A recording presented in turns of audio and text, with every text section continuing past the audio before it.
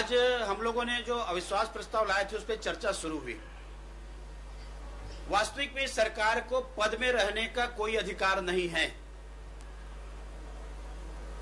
मैंने प्रारंभ वहीं से किया कि सरकार ने लगभग अभी 80,000 करोड़ रुपए जो कर्जा लिए, 62,000 करोड़ के कर्जा सरकार ने ली है और 27,000 करोड़ की कर्जा जो निगम मंडल आयोग के माध्यम से सरकार ने उसके जमानतदार के रूप में ली है, 80 करोड़, और घोटाला लगभग 1,20,000 करोड़। क्योंकि आप देखेंगे जहां उंगली डालेंगे वहीं पर आपके घोटाला निकलेंगे। आप में मर्दानगी है कि नहीं? 4.5 साल में आपने कार्रवाई क्यों नहीं की? आपको किसने रोका है?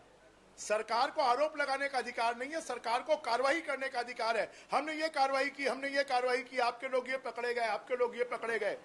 ये सरकार में दम नहीं है और सरकार के मंत्री अपने विधायकों को उकसाकर और अविश्वास प्रस्ताव में विपक्ष की चर्चा को रोकना चाहते हैं और अध्यक्ष जी को, उपाध्यक्ष जी को इसके लिए बार बार निर्देश देना पड़ता है और उनको बहुत से शब्दों को विलोपित करना पड़ता है।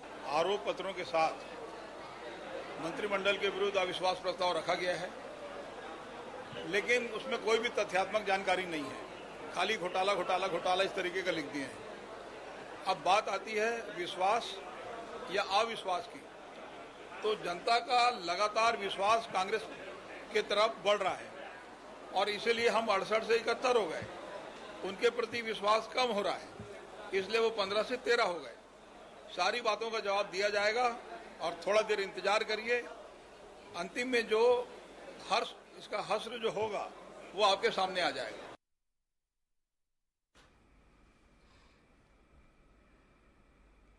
नमस्कार, मैं हूं मोहन तिवारी। आज के मुद्दे में आपका स्वागत है और आज का मुद्दा है सदन में जिस पर गर्मा गर्म बहस जारी है। कोशिश ये है कि अविश्वास के जरिए विश्वास हासिल किया जाए और सत्ता पक्ष ये कोशिश में है कि अपना विश्वास जनता पर वो सदन में भी दिखा सके। इसी पर बहस जारी है। ऐसे में क्या क्या मुद्दे हैं और किस तरीके का ये हथियार, अस्त्र जो विपक्ष इस्तेमाल कर रहा है उससे सत्ता पक्ष को नुकसान है, फायदा है, इसी पर आज हम चर्चा करेंगे। मिल लेते हैं उन मेहमानों से जो इस चर्चा में हमारे साथ रहेंगे।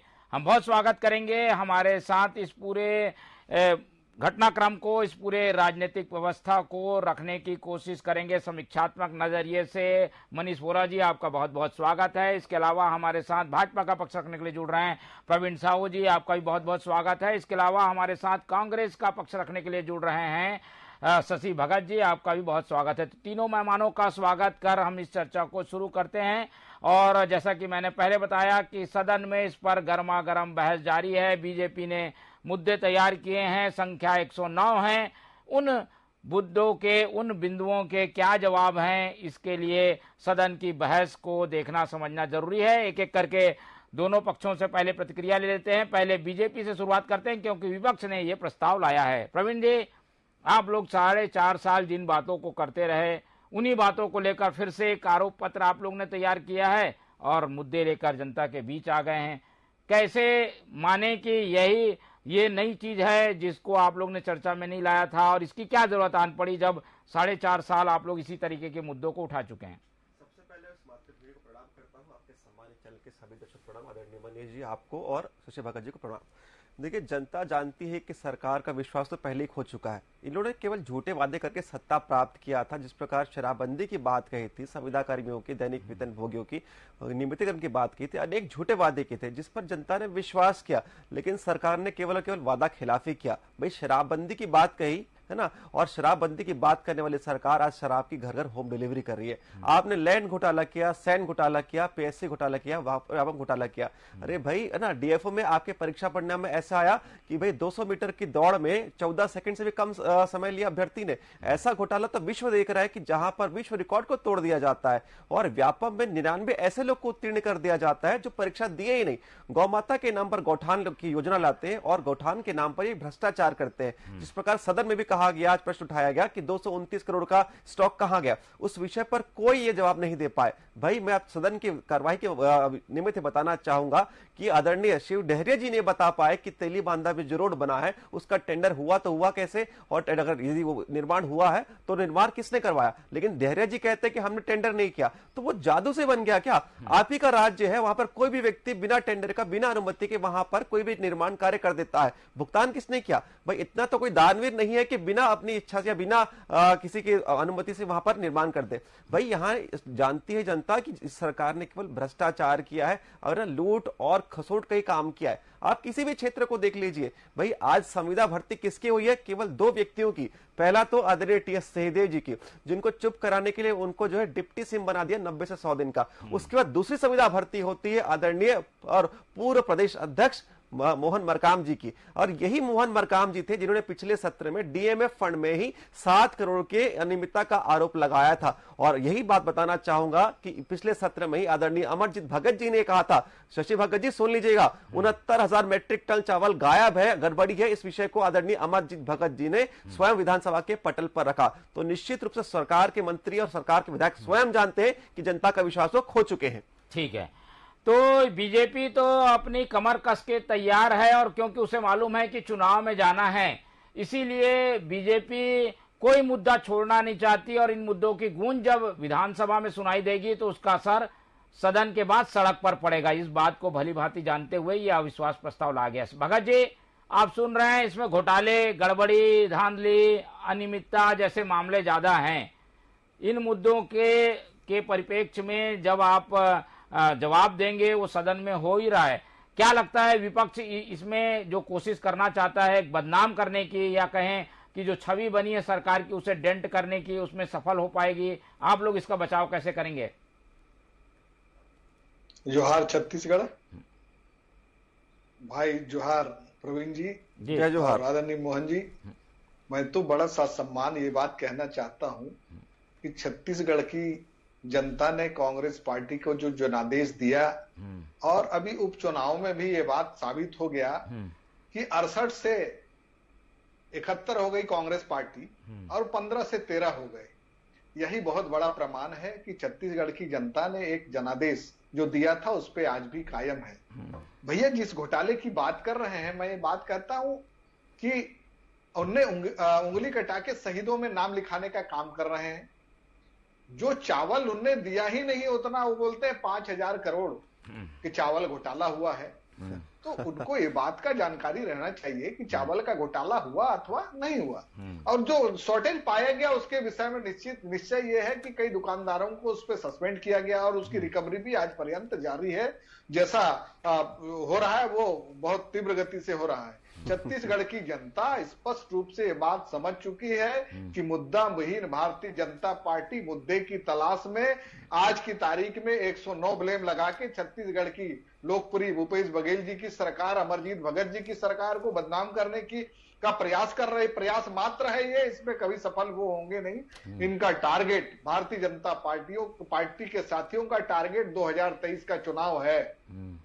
लेकिन उनके जो आला अधिकारी हैं, ओहदेदार हैं, उनने ये बात स्वीकार कर लिया है कि यहां ना गुजरात मॉडल चलेगा ना या यूपी मॉडल चलेगा, लेकिन यहां अगर कोई मॉडल चलेगा तो श्री भूपेश बघेल जी का विकास मॉडल चलेगा। ये बात छत्तीसगढ़ की जनता के दिल में बात बैठ चुकी है। उन्होंने निश्चित रूप से ये बात देखा कि पहले जिनने जो लैपटॉप दिया था, पहले इनने जो जूता चप्पल दिया था, ये सारी चीजें इस बात के लिए पर्याप्त प्रमाण है कि छत्तीसगढ़ में भारतीय जनता पार्टी ने विगत 15 सालों में 36,000 करोड़ के नान घोटाले जैसी एक गंभीर वाकया किया है। और साथ ही साथ मैं आगे ये भी कहना चाहता हूं कि कोई तो बचा नहीं उनसे। महंगाई से ये इतना गंद बुरा हो रखा है। हमारी बहनें जो सिलेंडर लेके सड़कों पे आती थी आज लापता हो गई हैं। तो ये पर्याप्त है सबूत कि आज भारतीय जनता पार्टी नेपथ्य में चली गई है और अपने अस्तित्व की लड़ाई के लिए छत्तीसगढ़ में ये अविश्वास प्रस्ताव आया है, उसमें भी ये लोग कामयाब नहीं होने वाले हैं। और आगे बढ़ के बता दूं, इनका जो एक प्रमुख मुद्दा हुआ करता था धर्मांतरण, वो भी फेलवर हो गया। उस बात की भी काट हो गई। और एक और डिलिस्टिंग का मसला आया था। मैं तो ये बात और आगे बढ़ा के कहना चाहता हूं, जब उसका सर्वाधिकार केंद्र सरकार को है तो श्री मोदी जी को उनको जाके कहना चाहिए कि इसको डिलिस्ट कर दीजिए, एक ही लाइन में सब सफा हो जाएगा, कहीं कोई बात बचेगी नहीं। और इससे बड़ी बात क्या हो सकती है कि इस तरह की जो भी घटनाक्रम होते हैं उसमें भारतीय जनता पार्टी के पदाधिकारी शामिल होते हैं। ये हमारे लिए साथ साथ पूरे देश के लिए दुर्भाग्य की बात है। ठीक है, तो ये कांग्रेस का पक्ष रहा जिसमें कोशिश ये है बताने की कि भाई ऐसा कोई काम नहीं बचा है जो कि पूरा करना है, और जो आरोप हैं वो चुनावी ज्यादा हैं ना कि उसमें तथ्य हैं। बाद में जाएंगे इन सब बातों पर। हम मनीष जी हमारे साथ है। मनीष वोरा जी, आप इस तरीके के कई अविश्वास प्रस्ताव देख चुके हैं, इस अविश्वास प्रस्ताव को कितना आप सच्चाई के करीब देखते हैं, या इसे एक तरीके से पॉलिटिकल स्टंट के रूप में, क्योंकि चुनाव सामने है, अपनी उपस्थिति दर्ज कराना है, एक प्रहार करना है सत्ता पक्ष पर, इसके लिए ये बीजेपी इस्तेमाल कर रही है? देखिए मोदी, सबसे महत्वपूर्ण चीज ये है कि छत्तीसगढ़ में अविश्वास प्रस्ताव का असर क्या होगा ये तो सभी जानते हैं। अब रही दूसरी बात ये कि अविश्वास प्रस्ताव जो लाया गया है, तो अविश्वास प्रस्ताव मैंने देखा है पिछले कुछ समय से ये होने लगा है कि सरकार का जब आखिरी समय रहता है उस समय लगातार विपक्ष जो है अविश्वास प्रस्ताव लेकर के आता है, लेकिन उस अविश्वास प्रस्ताव को लाने के पीछे जो उनका मुख्य उद्देश्य रहता है वो सरकार की नाकामियों को जनता के सामने सदन के माध्यम से लाना और उसके बाद उसकी लड़ाई सड़क पर जाकर के लड़ना। लेकिन वर्तमान जो परिस्थितियां हैं उसमें छत्तीसगढ़ के अंदर जो हो रहा है, देखिए निश्चित रूप से कांग्रेस जो है यहाँ पर बड़े बहुमत के साथ में बैठी है, लेकिन भारतीय जनता पार्टी के यदि 13 भी विधायक हैं तो वो 13 जो है वो कांग्रेस के 70 पर भारी भरने के लिए काफी है। लेकिन वो किस तरीके से अपनी बात को सदन में रखते हैं, कितनी तीखेपन के साथ वो सदन में अपनी बात को रखते हैं और कैसे सरकार को घेर पाते हैं, ये महत्वपूर्ण चीज होगी। और सरकार को घेरने के बाद में जो लगातार जो घोटालों की बात भारतीय जनता पार्टी कर रही है, चाहे वो शराब घोटाले की बात करे, चाहे रेत घोटाले की बात करे, चाहे अन्य घोटालों की, वो लगातार जो बात कर रही है उन बातों को तथ्यात्मक रूप से कितना वहां रख सकती है। जैसा कि मैं देख रहा था मोहम्मद अकबर जी कह रहे थे कि जो अविश्वास प्रस्ताव तो आया लेकिन उसमें घोटाले लिखे, तथ्यात्मक चीजें बहुत कम है। निश्चित रूप से यदि तथ्यात्मक रूप से वो सरकार को घेरने का प्रयास करेंगे, आंकड़ों के साथ सरकार को घेरने का प्रयास करेंगे, तो कहीं ना कहीं भारतीय जनता पार्टी की छत्तीसगढ़ में जो वर्तमान स्थिति है उसमें कुछ सुधार दिखेगा और भारतीय जनता पार्टी के जो 13 विधायक हैं उन 13 विधायकों की परफॉर्मेंस भी दिखने लगेगी। और वो ये चाहते भी हैं कि हमारी परफॉर्मेंस दिखे, क्योंकि आने वाला अब इसके बाद सीधा चुनाव में जाना है और चुनाव में जाना है तो उनको टिकट भी पाना है, तो ये प्रयास भी वो लोग करेंगे। लेकिन उसके बाद भी जो वर्तमान हम देख रहे हैं वहां पर 2 दिन के अंदर अविश्वास प्रस्ताव पर चर्चा हो जाना और रिजल्ट क्या आएगा विश्वास प्रस्ताव का तो सभी जान रहे हैं, लेकिन 2 दिन के अंदर चर्चा होना और सारे विभागवार चर्चा होना, विभागों की चर्चा होने के बाद में उस पर होना, तो ये जो स्थिति है निश्चित रूप से इस बात को कहा जा सकता है कि ये जो विश्वास प्रस्ताव लेकर के आया गया है वो केवल एक चुनावी स्टंट है मोहन जी, जैसा कि आप कह रहे थे। उसके अलावा और कुछ दिखता नहीं है, क्योंकि बहुत बड़ी कोई चीज ऐसी दिख रही हो जिसको लेकर के सरकार को घेरने का प्रयास भारतीय जनता पार्टी करे या विपक्ष करे, ऐसा कहीं नजर नहीं आ रहा है। जो वर्तमान परिस्थितियां हैं छत्तीसगढ़ की उसको देखकर ये कहा जा सकता है कि छत्तीसगढ़ में अविश्वास प्रस्ताव जो आया है उसके पीछे केवल एक चीज ये है कि वो जो बातें लगातार सदन के बाहर कह रहे थे उन्हीं बातों को सदन के अंदर कहना, लेकिन सदन के अंदर तथ्यात्मक रूप से कहकर सरकार को कटघरे में खड़े करना, ये ज्यादा महत्वपूर्ण। ठीक है, कोई नई चीज लेकर अविश्वास व्यक्त किया जाता है, आमतौर पर परंपरा है, पहले भी अविश्वास प्रस्ताव बीजेपी ला चुकी है, लेकिन इस अविश्वास प्रस्ताव में क्या कुछ नया है? प्रवीण जी, इस तरीके की आलोचना आप लोगों को झेलना पड़ेगा। हालांकि आप लोगों के पास भ्रष्टाचार के जो नई लिस्ट आई है वो काफी कुछ चीजें हैं, लेकिन इसमें 109 में से करीब 95 तो बता रहे हैं कि पुरानी चीजें हैं, पुराने मुद्दे हैं जिस पर डिस्कशन हो चुका है। भाई यदि पुराने 95 विषय हैं तो मैं सरकार से पूछना चाहूंगा, भगत जी से पूछना चाहूंगा, आपने उन 95 विषय पर उत्तर क्यों नहीं दिया? आप कह रहे ना 95 विषय, कहाँ है उत्तर? आपने कुछ शब्दों का प्रयोग किया, उस शब्दों का मैं उत्तर देता हूं। आपने कहा कि लोकप्रिय बघेल जी की सरकार, आपके आला कमान ने ही आदरणीय बघेल जी की लोकप्रियता पर सवाल उठा दिया। भाई ये बघेल जी ने अच्छा कार्य किया होता तो आपके आला कमान को क्यों कहना पड़ता कि हम सामूहिक नेतृत्व में चुनाव लड़ेंगे? आदरणीय बघेल जी ने स्वयं से कहा NSI की बैठक में कि हम सत्ता तो पा लेते हैं लेकिन सत्ता सत्ता की वापसी कठिन होती है। निश्चित रूप से यह बयान प्रमाणित करते हैं कि सरकार स्वयं अपना विश्वास खो चुकी है ना। बिल्कुल विश्वास किसका है? भ्रष्टाचारियों का, बलात्कारियों का। जिस प्रकार घटना हुई है, मैं बताना चाहूंगा कि नग्न प्रदर्शन हुआ, निश्चित रूप से सरकार की नाकामी को प्रदर्शित करता है। लोग नग्न नहीं हुए, सरकार नग्न हो गई है। मैं आपको डेट सहित बताता हूं कि 25 नवंबर 2020 को सरकार ने आदेश जारी किया कि 267 जो फर्जी प्रमाण पत्र वालों पर कार्रवाई होनी चाहिए। और यहां तक है ना, इस प्रदर्शन के पूर्व उनके आंदोलनकारियों ने कहा कि हम ऐसा प्रदर्शन करने वाले हैं, सरकार को चेतावनी तक दी, लेकिन इस सरकार के कान पर कोई जू नहीं रंगा। लेकिन जब वो नग्न प्रदर्शन करने के लिए उतारू हो गए, नग्न प्रदर्शन करना पड़ा, तब सरकार आनंद फानंद में कुछ निर्णय लेती, बैठक करती है। तो सरकार तो सोई है, कुंभकर्ण की नींद में सोई है। लेकिन जनता जानती कि कुंभकर्ण का क्या हाल हुआ था, रावण का क्या हाल हुआ था। ये लोग अहंकार के मद में चूर है, इनका अहंकार चूर होने वाला। जनता जानती है कि इनका अंत इस नवंबर दिसंबर में जाने वाला क्या होने वाला है। ठीक है, ये तो प्रवीण साहू जी की दलीलें पहले भी आई हुई हैं, लेकिन शशि जी आपको जवाब देना होगा। चलिए, कुछ चीज पुरानी है लेकिन मुद्दे तो नए हैं, और ये मुद्दे का जवाब तो हर बार लिया जा सकता है। गड़बड़ियां, घोटाले, कुछ चीजें अधूरी, वादे पूरे नहीं, ये सारी चीजें लिस्ट में हैं। अगर इन बातों को लेकर जवाब मांगा जाता है तो इसमें गलत क्या है? आप लोगों को जवाब तो देना पड़ेगा। दे रहे हैं, लेकिन जो आरोप भारतीय जनता पार्टी के साथी बार बार लगाते रहे हैं, वो केवल राजनीतिक लाभ के लिए लगा रहे हैं। उनके पास कोई तथ्यात्मक जानकारी या तथ्यात्मक आरोप नहीं है। अब ये प्रजातंत्र में ये अधिकार है, भारतीय जनता पार्टी हो चाहे जो भी विपक्ष में बैठते हैं, उनके सवालों का भी जवाब देना और उनको इस तरह के सवाल उठाना। मैं प्रमुख रूप से इस बात को उठाना चाहता हूं फर्जी जाति प्रमाण पत्र के विषय में, जिनने हमारे साथी ने कहा कि निरस्त लोगों ने प्रदर्शन किया। मैं स्पष्ट रूप से कह देना चाहता हूं कि 15 साल जब बैठे हुए थे भारतीय जनता पार्टी के साथी, उस समय मैंने भी एक आवेदन लगवाया था जिसमें 3 लोग थे। वो हाईकोर्ट चले गए, हाईकोर्ट से वो मसला रिजेक्ट हुआ, रिजेक्ट होने के बाद वो लोग फिर कोर्ट में चले गए थे। तो इस तरह की जो प्रक्रिया चलती है तो चल ही रही है। 267 लोग इसमें है, उसकी लिस्ट भी मेरे पास है। उनमें से 40 लोगों को बर्खास्त कर दिया गया है, 16 लोगों की मृत्यु हो गई है और काफी लोगों की जांच चल रही है। एक्यूरेट आंकड़ा भी अगर आप चाहें तो प्रस्तुत हो जाएगा।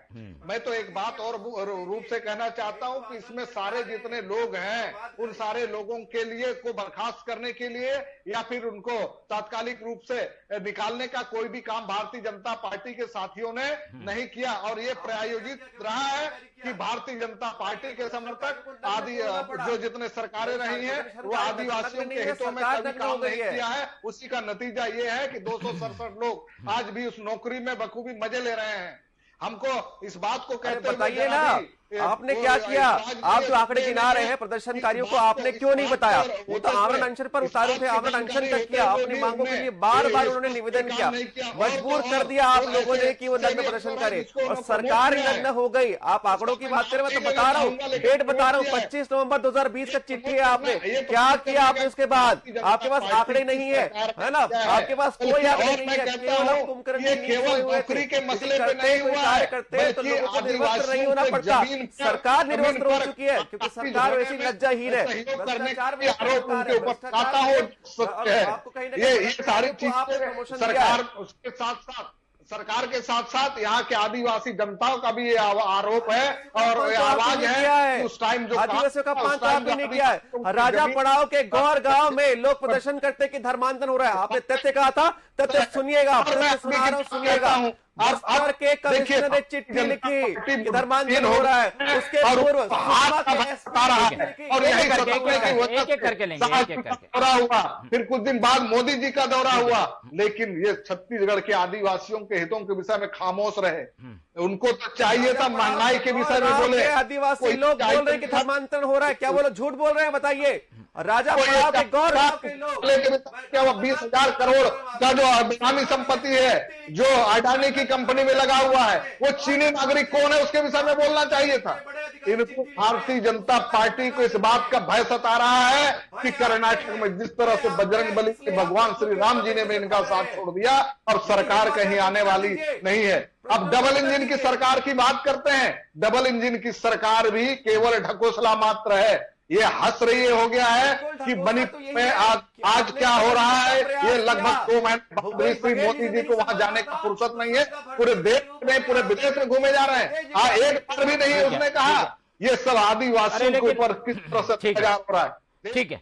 चलिए लेकिन प्रवीण जी, आप लोग के पास संख्या बल कम है, ऐसे अविश्वास प्रस्ताव का क्या मतलब, जिसमें संख्या में भी आप लोग इतने पीछे हैं, फिर अविश्वास प्रस्ताव की क्या जरूरत? कई अन्य मामले हैं, मतलब कई अन्य व्यवस्थाएं, उसके जरिए चर्चा करा लेते, अविश्वास प्रस्ताव क्यों लाए? अच्छा प्रश्न रखा आदरणीय मोहन जी कि हम संख्या में बिल्कुल कम है, हम संख्या में 13 है लेकिन इन खत्तर पर भारी है, और हम जनता के जनादेश का पालन कर रहे हैं। जनता ने जिस जनादेश को हमको सौंपा है उसका हम निर्वहन कर रहे हैं। और मैं तो देखिए, मैं कानून का जानकार नहीं हूं, लेकिन यदि आसंदी के पास यदि ऐसा अधिकार होता कि ध्वनि मत की अपेक्षा यदि काउंटिंग से अगर वोट कराते तो निश्चित रूप से 71 कांग्रेस के फेवर में वोट नहीं देते, क्योंकि कई कांग्रेसी विधायक तक सरकार से कहीं ना कहीं नाराज है, बहुत नाराज है। आदरणीय टीएस सहीदेव तो कई बार कह चुके कैमरे के सामने, डिप्टी सीएम बनने के बाद भी कि अवसर मिले तो मैं सीएम बनूंगा। देखिए, तो बार बार प्रदर्शन होता है कि सरकार में फूट है, संगठन में तो फूट था ही, सरकार में तो फूट कब से दिख रहा है? नहीं, उन लोग तो काफी हद तक सर्जरी करके सारी चीजें ठीक कर चुके हैं। कोई सर्जरी करके ठीक नहीं किया। क्या देखिए, चेहरे बदलने से चरित्र नहीं बदलता है, बार बार कहूंगा कि चेहरे बदलने से चरित्र नहीं बदलता है। उनका चरित्र है भ्रष्टाचार करने का, लूट करने का। भाई, जिस प्रकार गुलिहारी की भी घटना बताता हूं कि एक नाबालिग बालिका को सरेआम 45 साल से अधिक व्यक्ति जो है गंडासा पकड़ के पूरे शहर में घुमाता है। ये राजधानी रायपुर की घटना है। मुख्यमंत्री जी के क्षेत्र में जाकर जाइए, आप गौठान की बात करते हैं, जाकर गौ माता की स्थिति क्या है बात देखिए। कोई भी क्षेत्र हो जहां पर विकास के गिना दीजिए, केवल भ्रष्टाचार किया है आपने, केवल भ्रष्टाचार। ठीक है भगत जी, संख्या तो कम है इनकी, आप लोग इतनी तवज्जो क्यों दे रहे हैं? कुछ होना तो है नहीं, आप लोग जीतेंगे ये भी तय है। इससे तो जनता में अच्छा मैसेज जाएगा कि फिर अविश्वास प्रस्ताव गिर गया। जी रिपीट करें, आपका आप क्वेश्चन नहीं सुन पाया। मैं ये कह रहा था कि संख्या बल में आप लोग ज्यादा हैं, आप लोग इतनी गंभीरता से क्यों ले रहे हैं इन आरोपों को, इन बातों को विपक्ष की? आप लोग तो ऐसे ही जीत जाएंगे इस प्रस्ताव में। ये बात पूरे देश के अंदर जग जाहिर है कि भारतीय जनता पार्टी भ्रम फैलाने के लिए कुछ भी कर सकती है। और ये बात, अगर ये विश्वास प्रस्ताव पे चर्चा नहीं होती तो भारतीय जनता पार्टी के साथी ये बात कहते फिरते कि पूरे देश के नहीं, पूरे छत्तीसगढ़ के अंदर भ्रष्टाचार का राज चल रहा है। जो भ्रष्टाचार फैलाने वाले लोग इस तरह की बात फैलाने में एक्सपर्ट है। ये अब देश के अंदर नहीं, पूरे प्रदेश के अंदर ये बात संदेश भेजते। इसलिए हम तो कहते हैं सदन के बाद कि केंद्र का राशि का सहयोग मिलेगा तो नियमितीकरण कर दूंगा। स्वास्थ्य विभाग में बहुत सारा राशि जो केंद्र सरकार से मिलता है, नियमितीकरण का वादा आप करो और दोष केंद्र पर आप मत दो। पार्टी जनता के हित में क्या क्या यदि आप में हिम्मत नहीं थी, क्षमता नहीं थी, तो आपने अपने जनघोषणा पत्र के पॉइंट नंबर 11 में नियमितीकरण का वादा क्यों किया? जनता को गुमराह किया। पॉइंट नंबर 14 में कहा था कि आप शराबबंदी करेंगे। आप ही के लखमा जी, आबकारी मंत्री कहते हैं कि कुछ भी हो जाए शराबबंदी लागू नहीं करूंगा। आप नया खबर छोड़ते हैं कि आप करवा दिया। ये सब चीजें तभी आएगी जब इस तरह की चर्चा होगी। हम तो चाहते थे तथ्यात्मक आरोप अगर कोई भारतीय जनता पार्टी का तो हमारे सम्मानित विधायक साथी एक चीज का जवाब देंगे। वो जब भी कोई चीज की जांच होती है वो इससे ले आते हैं। इनके तो दो भाई हैं, ईडी और सीबीआई। अब अभी उसका दौर फिर चला है और सीबीआई के नाम से ये लोग अपनी पार्टी में प्रवेश करते हैं। जो भारतीय जनता पार्टी में ईडी और सीबीआई के धरे हुए व्यक्ति जेल नहीं जाते, ये भारतीय जनता पार्टी की सदस्यता ले लेते हैं, क्योंकि उनके पास एक भारतीय जनता पार्टी के पास वॉशिंग मशीन है, उसमें धोते हैं और उनको मिस्टर क्लीन का दर्जा दे देते हैं और उनको चीफ मिनिस्टर बना देते हैं। ये मनीष जी से एक्सपर्ट कमेंट ले लेते हैं पहले जी। ठीक है मनीष जी, इन दोनों पार्टियों की लड़ाई सदन में भी है और सड़क में भी है। अब तो सदन की कार्रवाई आज के बाद खत्म हो जाएगी, अब ये सारी चीजें हमें सड़कों पर और आंदोलन प्रदर्शन के जरिए दिखाई देगी। क्या इससे एक बूस्टअप मिलेगा, एक नई ऊर्जा मिलेगी बीजेपी को? शायद इसीलिए यहाँ पर ज्यादा जोर लगाया जा रहा है और अब मैदान में उतरते हुए इन मुद्दों के साथ बीजेपी दिखाई देगी। देखिए मोदी, सबसे महत्वपूर्ण चीज इसमें यह है कि आपने कहा कि इससे बीजेपी को बूस्टअप मिलेगा कि नहीं मिलेगा। बीजेपी उन्हीं मुद्दों को लेकर के वापस आई है जिन मुद्दों को वो लगातार पिछले समय से उठा रही है। तो उससे कोई बहुत बड़ा बूस्टअप बीजेपी को मिलेगा ये तो नजर नहीं आता, लेकिन जो विधायक वहां पर परफॉर्म कर रहे हैं वो अपनी टिकट के लिए एक बूस्टअप जरूर पालेंगे वहां पर परफॉर्मेंस अपना दिखा करके, ये महत्वपूर्ण चीज वहां पर है। लेकिन हाँ, इससे ये होगा कि देखिए होता कुल मिलाकर के ये है कि खेले कोई भी, नाम तो कैप्टन का ही होता है, यानी कुल मिलाकर के वो जाएगा भाजपा के ही खाते में, लेकिन उसका असर कितना वो सड़क पर आकर के भारतीय जनता पार्टी लड़ेगी। देखिए 4.5 साल हो गए सरकार को, भाजपा ने 1-2 को छोड़ करके कोई ऐसा बड़ा आंदोलन जनता के साथ मिलकर के खड़ा नहीं किया छत्तीसगढ़ में जिससे यह कहा जा सके कि भारतीय जनता पार्टी अपने तेज तर्रार विपक्ष जिसके लिए वो जानी जाती थी वो भूमिका यहां पर निभाई है। सदन के अंदर जरूर यह प्रयास होता है, लेकिन उसमें भी कहीं कहीं दिखता है, 13 में भी 3 अलग दिखते हैं, 10 अलग दिखते हैं, ये भी स्थिति कई बार बनती है।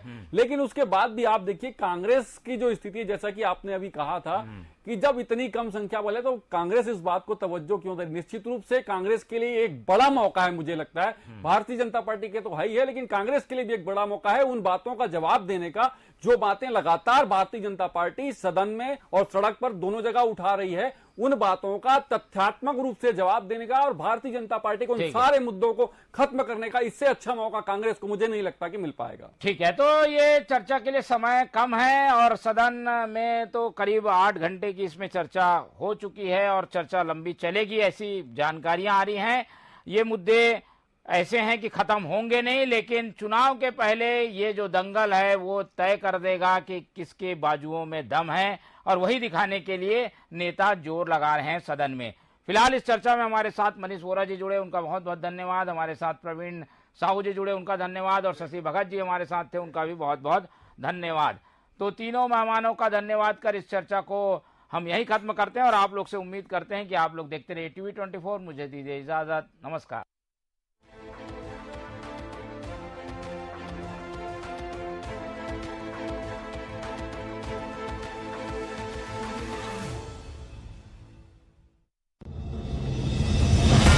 खबरें समय की नब्ज है, खबरें देखकर ही आप और हम होते हैं खबरदार। हमारे हाथ है खबरों की डोर, बताएं सच बिना किसी झूठ।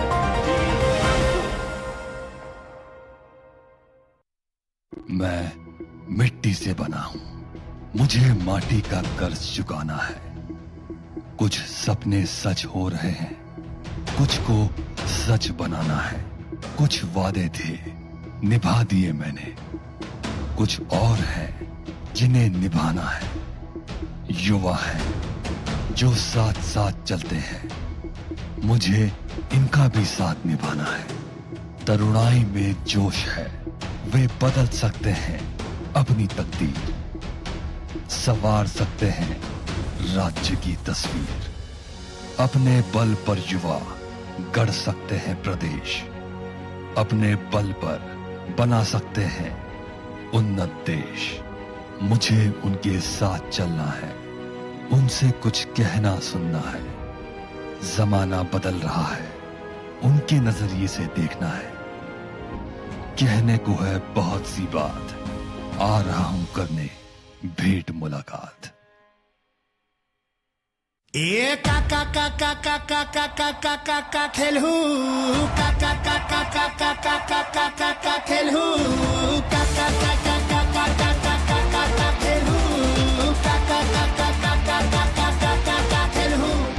खेल दिखाने आ गए हैं, साथ में पलटन ला गए हैं, उठा के गेड़ी साथ में भौरा रस्सा पिट्टुल पा गए हैं। फुग फुग फुगड़ी बाटी है, गिल्ली डंडा साथ ही है, घुमा के धोबी पछाड़ देना साथ में सीख के आ गए हैं। बिकटे मजा है एमा हमरे एक खेल है, लाइका बूढ़ा दाई सब आवा थे यहाँ। देखो का जोश